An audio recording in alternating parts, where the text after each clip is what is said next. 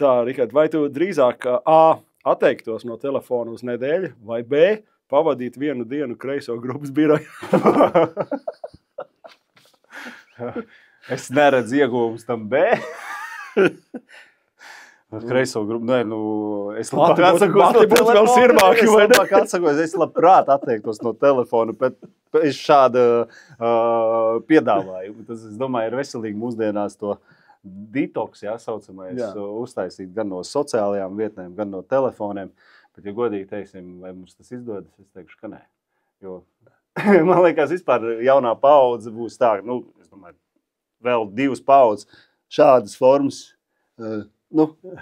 ķermējums visu laiku ir lejā.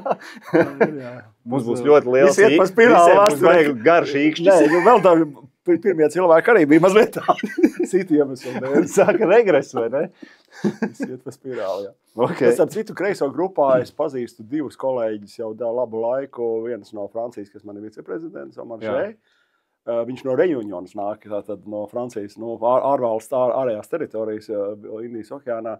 Un otra ir Merja Kilonen, somiete, kura bija kādreiz arī transporta ministre Somijā. Okay. Viņa bija kreisās valdības. Viņa bija komunistitāks. Viņa joprojām ir, bet viņa ir ārkārtīgi interesanta cilvēka, ka tu esi tādā, es, protams, nedalu viņa ideoloģiskos uzskats, bet viņas neuzspiež sarunās kādā privātā dzīvē ļoti, ļoti sakarīgi.